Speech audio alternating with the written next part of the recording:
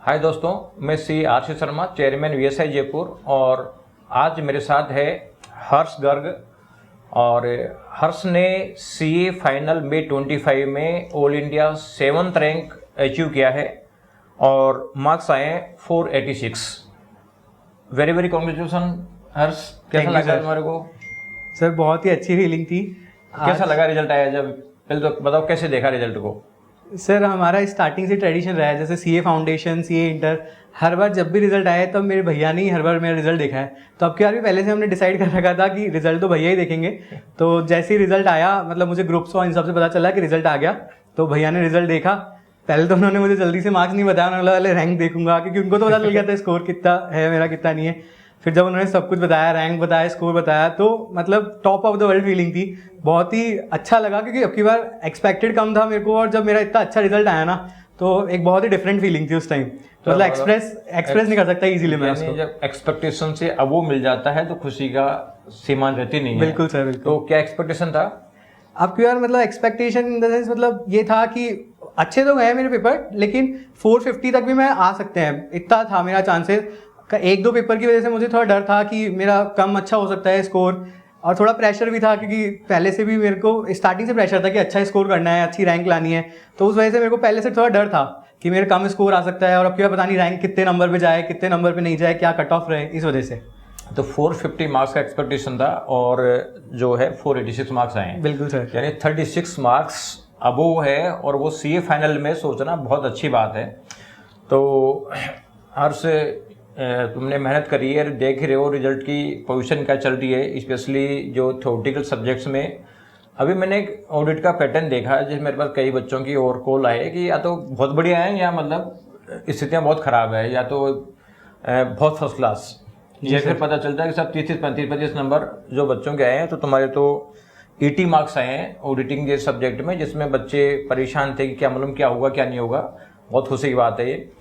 अच्छा, ये बताओ कि आप शुरू से ही ये सारी क्लासेज, मॉक टेस्ट और जो भी गाइडेंस वगैरह सारा बीएसआई में ही किया आपने। तो आपका कोर्स जब ज्वाइन किया था, ज्वाइन करने के बाद कोर्स में क्या स्थिति थी? कोर्स के समय कैसे पढ़ाई कर रहे थे? उस समय आर्टिकलशिप भी मैनेज करनी होती थी और पढ़ाई भी मैनेज करनी होती थी, तो उसको कैसे बैलेंस करते थे? सर जो मेरे रिजल्ट्स आए इंटर के, उसके मैंने 1 महीने बाद ही वीएसआई ज्वाइन कर लिया था। मेरे को पहले से स्टार्टिंग से था कि मैं अर्ली ज्वाइन करके जल्दी क्लासेस खत्म करूंगा, तो इसलिए मैंने अर्ली ज्वाइनिंग करी। और जब आर्टिकलशिप चल रही हो और आपको काम भी करना पड़ता है, सीजन्स भी आते हैं, तो उसमें वैसे तो स्टडीज़ मैनेज करना मुश्किल होता है, पर मेरा फोकस ये था कि कम से कम मैं मेरी जो क्लासेस हैं उसको अच्छे से कवर करूं। तो मैं सुबह शाम को जो मेरे को मतलब अप्रॉक्स 4 आवर्स 3 आवर्स जितने मिलते थे, उसमें मेरी क्लासेस जो डेली की क्लासेस होती थी, तो उसको मैं कवर कर लेता था। और फिर उसके बाद जैसे जैसे मेरी क्लासेस खत्म होती गई, थोड़ी थोड़ी, जैसे एफआर एएफएम की क्लासेस मेरी जल्दी खत्म हो गई, टाइम पे खत्म हो गई, तो मैंने उनका रिवीजन स्टार्ट कर दिया। फिर मैंने अदर सब्जेक्ट उठाए, जैसे ऑडिट चालू हो गया था हमारा उसके बाद। तो ऑडिट की क्लासेस जब चल रही थी, तब मैंने एफआर को ब्रशअप करा, उसके रिविजन किए, एएफएम का रिविजन किया, वो भी साथ साथ। बिल्कुल सर, उसको मैं रिवाइज कर लिया था फिर। और ये कितने टाइम पहले कोर्स हो गया था एग्जाम के? सर 6 मंथ्स अप्रॉक्स अर्ली हो गया था, मतलब 2 years में हो गया था मेरा कोर्स पूरा। 2 साल में हो गया, तो लगभग ये मान लो 9-10 महीने का टाइम बचा, मतलब। बिल्कुल सर। तो जैसे फर्मों में बच्चे जाते हैं, तो बहुत सारे बच्चे ऐसा नहीं करते कि यार अभी क्या करेगा, अभी तो बहुत टाइम है, भूल जाएगा। ये तो सर मैंने बहुत लोगों का देखा है, मतलब मेरे साथ ही फर्म में बहुत सारे लोगों ने अभी काम किया, जूनियर्स हैं मेरे। वो देखते हैं कि यार अभी तो इंटर से हम फ्री हुए हैं, उसके जाल से छूटे हैं, तो अभी से फाइनल भर के कोई मतलब नहीं है, 3 महीने बाद ज्वाइन कर लेंगे, 2 महीने एंजॉय कर लेते हैं, उसके बाद ज्वाइन कर लेंगे। पर मुझे स्टार्टिंग से ही लगता है, मैंने इंटर में भी अर्ली ज्वाइन किया था, और अभी भी मुझे फाइनल में भी यही लगा कि मैं जितना जल्दी ज्वाइन करके जितना जल्दी क्लासेस खत्म करूंगा, मैं उतने ही ज़्यादा रिविजन कर पाऊंगा। और जो मेरे को सेल्फ स्टडी का खुद का टाइम चाहिए, गाइडेंस तो चाहिए, साथ में सेल्फ स्टडी का जो टाइम चाहिए वो मैं दे पाऊंगा, इसलिए मैंने अर्ली ज्वाइन किया स्टार्टिंग से, तो जिससे मेरा कोर्स भी जल्दी खत्म हो गया। नहीं, बहुत ज़रूरी है, क्योंकि एक मैं इंटरेस्टिंग बताता हूँ। अभी पिछले बार एक स्टूडेंट आया जो यहाँ वीएसआई में पढ़ा हुआ था, सीए इंटर पढ़ा था वो वीएसआई में, फिर फाइनल में चला गया, तो वो दूसरी फर्मों में चला गया, तो वहाँ अलग अलग तरह की सलाह उसको मिली। तो उसने बताया साहब, सबसे पहले मैं जाके मेरे सबसे सीनियर जो मेरा जो उस समय आर्टिकल था, जो रिटायर हो रहा था, उससे मैं मिला। उससे मेरे को कहा ऐसा करना, ऐसा करना, ऐसा करना, 4-5 अलग अलग तरह की सलाह दे दी। और के उसके जो है 5 साल बाद मेरा वो जो सीनियर था ना, वो भी एग्जाम दे रहा था। मेरा जो उससे 2.5 साल सीनियर था वो भी एग्जाम दे रहा था, 2 साल सीनियर भी एग्जाम दे रहा था, 1 साल सीनियर भी दे रहा था, मैं भी दे रहा था, मेरे 2 जूनियर भी दे रहे थे। तो कुल मिला के जो एक ही तरीके की सलाह मिलती रहती है और उस तरीके से बच्चे मिसगाइड रहते हैं, तो वो बहुत बड़ी गलत होती है। तो बिगिनिंग में जितना रिवीजन करने का मौका मिलेगा ना, अल्टीमेटली ये देखा होगा, फील किया होगा, जितनी बार रिवीजन करने का मौका मिलेगा उतना ही इसका बेनिफिट मिलेगा। जी सर, वो मैंने स्टार्टिंग से भी मतलब यही सोच रखा था, जो मेरे को लीव्स मिलेगी ना तो उसमें भी कि कम से कम ज़्यादा से ज़्यादा रिवीजन करूंगा ना, उतना ही ब्रशअप रहेंगे, मेरे जो भी कॉन्सेप्ट है उतना ही रिटेन कर पाऊंगा। हाँ जी, सिर्फ बाकी चीज़ों से फ्री हो गए जी। पढ़ाई का काम रह गया। हाँ। वो चीज़ कंसोलिडेट करने का, जो पढ़ा उसको कंसोलिडेट करना। तो अब जब क्लासेज आपकी खत्म हो गई, क्लासेज के बाद में जब लास्ट के 6 महीने का मॉक टेस्ट सीरीज चालू हुआ, 4 सीरीज उसमें है, तो उस समय कैसे बैलेंस करते थे स्टडी को? उस टाइम तो सर पहले तो मेरी उस टाइम GMCS और जो ट्रेनिंग्स होती है वो भी करनी थी, तो first mock test series start हो चुकी थी। उसमें जो टाइम पीरियड मिला था हमें, तो उस अकॉर्डिंग पहले मैंने प्रिपरेशन करी। मैं जितना भी कर सकता था, मैंने अपने आप को इतना फोर्स नहीं किया कि मेरे हिसाब से 100% कंप्लीट करूंगा, बेस्ट पहले में ही दूंगा। हाँ, जितना ज़्यादा हो सकता है, जितना बेस्ट हो सकता था मैंने उतना प्रिपेयर किया और उस हिसाब से टेस्ट दिए, तो मेरा कुछ स्कोर्स अच्छे आए। कई जगह मेरे कम प्रिपरेशन में भी अच्छे स्कोर आए, तो उससे कॉन्फिडेंस बूस्टअप हुआ। फिर उसके बाद मैंने सेकंड मॉक टेस्ट, मेरा ये फिक्स हो गया था कि सेकंड मॉक टेस्ट तो मुझे बहुत अच्छे से देना है, तो उसके लिए मैंने अच्छे से प्रिपरेशन की। और अब जैसे VSI का मतलब ये ट्रेडिशन रहता है, वो शेयर करते हैं रिजल्ट जो भी आते हैं कि किस किस की टॉप रैंक्स रही, किसका कितना स्कोर रहा। तो जैसे जैसे शेयर होता था तब मेरे स्टार्टिंग में मतलब कम स्कोर होता था और मेरी रैंक कम आती थी, तब मुझे मतलब डीमोटिवेशन हुआ कि मेरे को ऊपर आना है। तो उसलिए मैंने बहुत ज़्यादा प्रैक्टिस करी और फिर धीरे धीरे फर्स्ट रैंक पे आने लग गया, तो उससे मुझे बहुत मोटिवेशन हुई। और फिर मैंने उसी अकॉर्डिंग मेरी स्टडीज़ कंटिन्यू करी और 4 रिवीजन कंप्लीट किए थे मैंने, मेरे कंप्लीट रिवीजन किए थे। कंप्लीट रिवीजन क्या? तो ये जैसे ये जो लास्ट में कंसोलिडेशन प्रोसेस चली, तो इसका क्या बेनिफिट मिला कि कंसोलिडेशन से कैसे फायदा हुआ?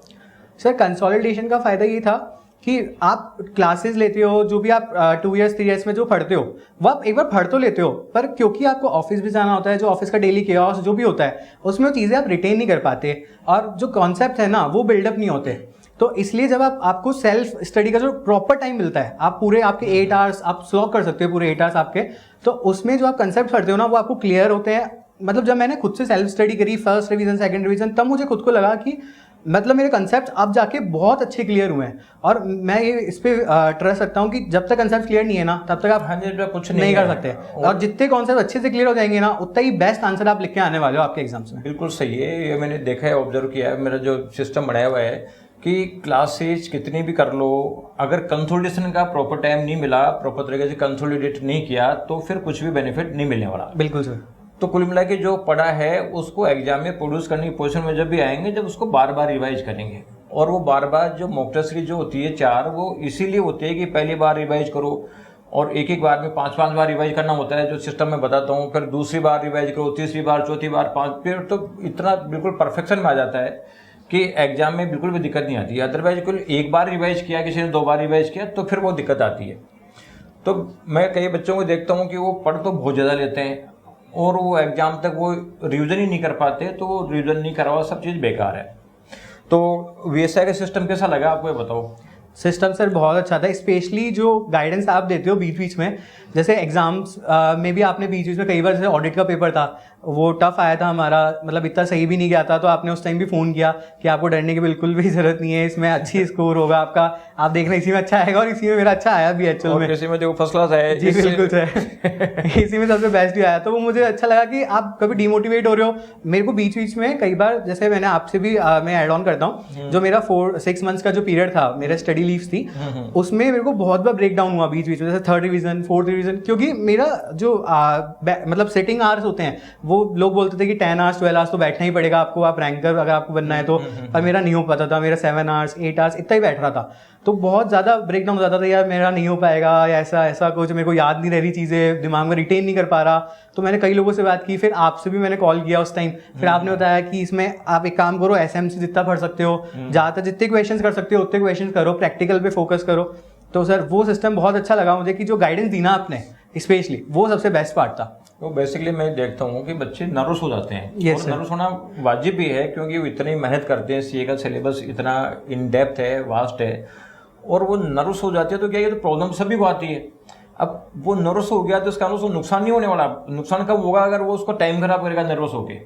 तो उस समय उसको वहां से बचाना बहुत जरूरी होता है, उस समय मोटिवेशन जरूरी होता है। जैसे ऑडिट का पेपर टफ आया पहले ग्रुप में, और ऑडिट के पेपर के बाद बहुत सारे बच्चे नर्वस हो गया, यार क्या करें, आगे पढ़ाई करें कि नहीं करें तो वो तो पता चलता है कि यार दिन में 10 बार लेके बैठ रहे हैं, कितने कितने नंबर आएंगे, जोड़ रहे हैं कई बच्चे।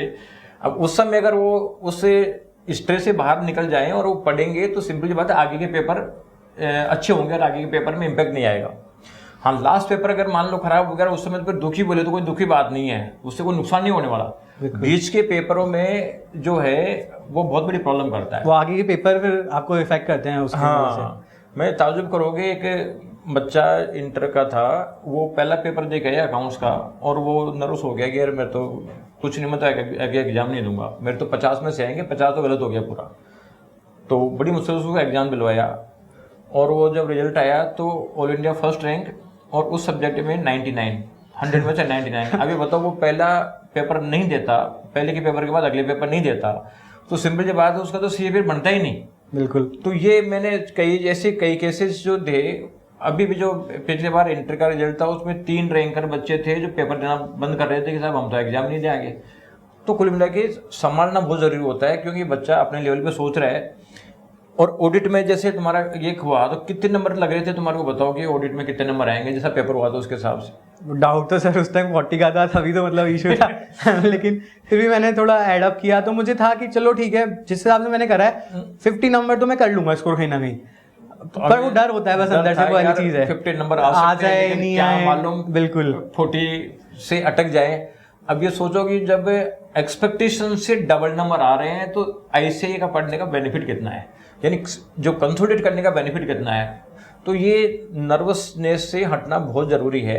नर्वसनेस पे एक और चीज ऐड करूंगा सर मैं, जैसे एग्जाम्स का एक्सपीरियंस है मेरा, इस पे मतलब सबको मैं बताता हूँ। जैसे एग्जाम ऑडिट का था हमारा, सबसे पहला टफ ये ऑडिट का पेपर ही आया। अब बहुत सारे क्वेश्चन थे जो मुझे एक बार में क्लिप नहीं हुए कि इसमें क्या आंसर आना चाहिए, क्या आंसर नहीं आना चाहिए। थोड़े बहुत मुझे आते थे कि इसमें ये पॉइंट्स लिख सकता हूँ मैं, तो मेरे करते करते 2 क्वेश्चन सॉल्व हुए और 1.5 आवर्स निकल चुके थे उस टाइम। तो मतलब आधा टाइम हो चुका है मेरा, मेरे को अभी भी 3 क्वेश्चन करने हैं और एमसीक्यू करने थे। और मेरे को ऐसा था जो मैंने करे हैं वो 28 नंबर के करे हैं, तो उसमें से भी चलो कटेंगे भी नंबर, 8 नंबर कटेंगे तो 20 नंबर, चलो 20 मार्क्स में स्कोर कर लूंगा। फिर मैंने एमसीक्यू बोला, मेरे को ये ट्रस्ट था कि चलो मैं एमसीक्यू में अच्छा कर लूंगा, मेरे को था खुद के ऊपर कि मैं कर लूंगा। एमसीक्यू बोले, एमसीक्यू की स्टार्टिंग की टफ, तो उसमें डर लग गया कि मैं एमसीक्यू के हूँ कि 30 नंबर यहाँ से निकाल सकता हूँ तो ठीक है 40 का स्कोर कर लूंगा। तब मेरे को पहली बार सीए के एग्जाम से इतना डर लगा कि नहीं यार अब की बार नहीं हो रहा, मेरे को अगली बार बैठना पड़ेगा। इतना डर हुआ, लेकिन पता नहीं क्या हुआ अंदर से, मतलब मैंने एक बार छोड़ा, मैं देखा डिस्क्रिप्टिव मुझे जितने क्वेश्चन आते हैं मैंने उतने अटेम्प्ट करे, जो मैं कर सकता था वो करा। फिर एमसीक्यू भी मैंने रिवर्स साइकोलॉजी लगाई कि मैं देख रहा हूँ रिवर्स से करता हूँ, जितने क्वेश्चन बैठेंगे और उसकी वजह से अब 80 आए हैं, लेकिन अब मैं छोड़ देता तो वो रह जाती है मतलब। और अब तुमने देखा होगा कि जब मैं एग्जाम स्टार्ट होने जस्ट पहले जो गाइडेंस देता हूँ, जो एग्जाम जस्ट पहले की है, जो उसमें मैं से बताता हूँ यार बाकी पॉइंट मैंने बताता हूँ ये करना है, लेकिन सबसे ज्यादा स्ट्रेस किस बात पे होता है, यार पेपर कितना भी टफ आए डरना नहीं है। बिल्कुल सही, क्योंकि कितना भी टफ आए पेपर जो मैं लग रहा है कि 10 नंबर का आ रहा है तो भी करो पॉजिटिव रह के, या मैं बताता हूँ नहीं है, उसका बेसिक पर्पज यही है कि पेपर में नर्वस नहीं होना चाहिए। क्योंकि अगर मान लो तुम्हारे ऐसी पोजीशन में हो, 7th रैंक वाला बच्चा अगर ये सोच रहा है कि साहब मेरा क्या होगा, तो बाकी बच्चे क्या सोच रहे होंगे। तो कुल मिला के बाकी स्थितियां मोर और लेस सबकी बराबर होती है। आईसीआई को भी पास करना है, इसलिए उनको भी रिजल्ट देना है, तो सब देंगे, अपने आप देंगे, ये चीज़ होती है। अच्छा बताओ कि जो स्टूडेंट्स है, स्पेशली सीए फाइनल वाले बच्चों को तो क्या सलाह देना चाहोगे कि भाई किस तरीके से वर्किंग करनी चाहिए, उनको क्या क्या चीज़ों ध्यान रखना चाहिए? सबसे इम्पॉर्टेंट तो यही चीज़ है, आपको एक सपोर्ट सिस्टम तो आपके पास रखना पड़ेगा। जब आप स्टडीज़ कर रहे हो आपके 4 और 5 मंथ्स की, एक सपोर्ट सिस्टम आपके पास होना चाहिए जिससे आप शेयर कर सको। क्योंकि ये जो जर्नी है ना 5 to 6 मंथ्स की, या आप उसके पहले की भी ले लो, तो उसके पहले आपके पास फिर भी आप आर्टिकलशिप कर रहे हो, आपके पास फर्म के जो भी कलीग्स हैं उनसे आप बात कर लेते हो, आपका टाइम निकल जाता है। पर जो 4 to 5 मंथ्स है उसमें आपके पास एक सपोर्ट सिस्टम होना चाहिए जिससे आप ने पढ़ाई करिए, आपने 4 आवर्स 5 आवर्स जितने भी पढ़ाई करिए, उसके बाद आप जाके किसी से बात कर सको, आपका कोई फ्रेंड हो। इसमें स्पेशली मेरा एक फ्रेंड था, उससे मैंने बात की। मेरी मम्मी का बहुत ज़्यादा सपोर्ट था इस चीज़ में, मतलब जब भी मुझे डिमोटिवेशन ऐसा कुछ होता था मैं मम्मी से बात कर लेता था कि मम्मी मतलब हो जाएगा ना, मेरा सब अच्छे से होगा ना, भैया पापा सब मतलब अच्छे से हेल्प करते थे इस चीज़ में कि मैं कभी भी डिमोटिवेटेड फील नहीं करूँ। उन्होंने हमेशा ही बोला देख जैसा भी होगा तू पास हो जाएगा, और ज़्यादा से ज़्यादा क्या होगा, तू रैंक का एक्सपेक्टेशन मत लेके चल, अच्छा होगा, सब बेस्ट होगा, तू बस अपने हिसाब से करता था। एक गाइडेंस मैं ये दूंगा, अपन लोग ये होता है ज़्यादातर इस वाले ट्रैप में फंस जाते हैं कि मेरे को 10 to 12 आवर्स पढ़ने ही पढ़ने हैं, या मैं 10 to 12 आवर्स नहीं पढ़ूंगा तो मेरा कुछ नहीं होगा। ये मैं खुद अब के फंस गया, मैं अभी बोल रहा हूँ, लेकिन मेरे को खुद को बीच में लगने लग गया था। पर ये नेसेसरी नहीं है। आप 7 to 8 आवर्स दे रहे हो, इफेक्टिव दे रहे हो, बस इतना भी काफ़ी है। आपको उसमें डिमोटिवेट होने का बिल्कुल भी नीड नहीं है। आप जितना कर रहे हो, इफेक्टिव कर रहे हो, बेस्ट है। 10 to 12 आवर्स आप दो, एग्जाम डेज जब आएंगे तब आप 12 to 15 भी दे दोगे, मैं तो ये मानता हूँ। आखिरी में जब जो हमारे एग्जाम डेज थे उसमें 3 घंटे या 4 घंटे की नींद ही होती है, तो सेटिस्फाई रहना पड़ेगा कहीं ना कहीं, और एक सपोर्ट सिस्टम होना चाहिए जिससे आप शेयर कर सको चीज़ें। तो मतलब कि इफेक्टिव स्टडी ज़्यादा अच्छे तरीके से होनी चाहिए, बाकी इफेक्टिव नहीं हो तो फिर दिक्कत है। और जो सीए एंट्री कर रहे हैं फाउंडेशन वाले बच्चे, उनको क्या कहना चाहोगे? उनको सर मैं यही कहूँगा कि कोर्स जरूर 4 to 5 ईयर्स का है। अब चलो थोड़ा कम हो गया जैसे वो 2 ईयर्स वाली आर्टिकलशिप की वजह से, पर उससे ना डर के अपन को बस ये सोचना है कि यार जब सीए बनते हैं ना, उसकी फीलिंग बहुत डिफरेंट होती है। जब आपके नेम के आगे जो सीए लगता है, अभी आज ही मैंने कितनी जगह सीए हर्षगढ़ करके मेंशन करा, तो एक अलग ही फीलिंग होती है, अलग एक्सपीरियंस। तो अगर आप वो सोच के चलोगे ना अभी से, आप जब एंटर कर रहे हो, तो मैं बता रहा हूँ आप बहुत जल्दी फर्स्ट अटैम्प्ट में क्लियर करते जाओगे और एक अच्छा पॉजिटिव माइंडसेट के साथ क्लियर कर पाओगे। नहीं, बच्चों में डर बैठा हुआ है कि यार सीए होती नहीं है, तो इसके बारे में क्या कहोगे? इसके बारे में ये कहूँगा, आप अपन लोग क्या करते हैं, ज़्यादातर पास परसेंटेज देखते हैं कि यार 15% रिजल्ट आ रहा है, 10% रिजल्ट आ रहा है, उसके जो ट्रैप है उसमें फंस जाते हैं। पर उनको ये सोचना चाहिए कि अपन उस परसेंटेज में कैसे फिट हो सकते हैं। मैंने इंटर के टाइम भी यही बोला था कि आपको ये हमेशा ही सोचना है कि आप 15% 10% में कैसे आ सकते हो, ना कि 90% में मैं आऊँगा। वो नेगेटिव फीलिंग जब तक रखोगे तब तक क्लियर नहीं कर सकते अपन। जैसे ही पॉजिटिव में आएंगे अपन कि हाँ मैं हूँ 10% में, 15% में, तो अपने आप क्लियर होगी सारी चीज़ें। हाँ, कुल मिला के प्रोफेशनल एग्जाम से थोड़ा सा, बाकी एकेडमिक से थोड़ा सा स्ट्रॉन्ग तो होना ही पड़ेगा, लेकिन हो जाती है सीए, ऐसे कोई दिक्कत नहीं आती। पॉजिटिव रह के मेहनत करें, क्योंकि ज्यादातर कॉम्पिटिटिव एग्जाम्स तो आपके एमसीक्यू बेस भी होते हैं। यहाँ तो आपको पूरा लिख के आना पड़ेगा, आपका प्रेजेंटेशन सब कुछ मैटर करता है यहाँ पे। हाँ, बिल्कुल सही है। तो थैंक यू हर्ष, बच्चों को काफ़ी बेनिफिट मिलेगा और बच्चों को मोटिवेट करते रहो। बिल्कुल सर, थैंक यू।